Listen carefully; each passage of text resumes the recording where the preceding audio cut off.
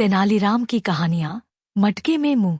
Friends, इस video में हम तेनालीराम की कहानियां मटके में मुंह कहानी शेयर कर रही हैं।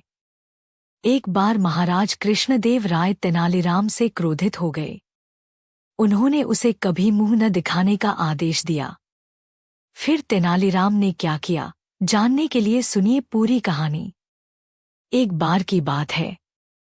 राजा कृष्णदेव राय को किसी बात पर तेनालीराम पर क्रोध आ गया। वे उस पर भड़कते हुए बोले, तेनालीराम, मैं तुम्हारा मुंह नहीं देखना चाहता। इसी क्षण यहाँ से चले जाओ और कभी अपना मुंह न दिखाना, अन्यथा 100 कोड़े लगवाऊंगा। तेनालीराम क्या करते? अपना सा मुंह लेकर चले गए। समझ गए थे कि सब राजगुरु का किया धरा है, जिन्होंने ईर्ष्यावश किसी बात पर महाराज को भड़काया है। अगले दिन दरबार लगा तो तेनालीराम फिर महल पहुंच गए। उसे वहां देख राजगुरु महाराज के पास कक्ष में जा पहुंचे और बोले, महाराज, देखिए तेनालीराम की उद्दंडता। उसने आपके आदेश की अवहेलना की है। क्यों, क्या किया उसने? महाराज ने चकित होकर पूछा। महाराज, आपने उससे कहा था कि अपना मुंह मत दिखाना, फिर भी वह दरबार में उपस्थित हो गया है। यह सुनकर महाराज क्रोधित हो गए।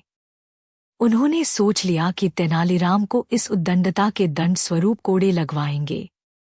कुछ देर बाद जब वे दरबार पहुंचे तो देखा तेनालीराम अपने मुंह में मटका डालकर आया है और बड़े शान से अपने स्थान पर बैठा है।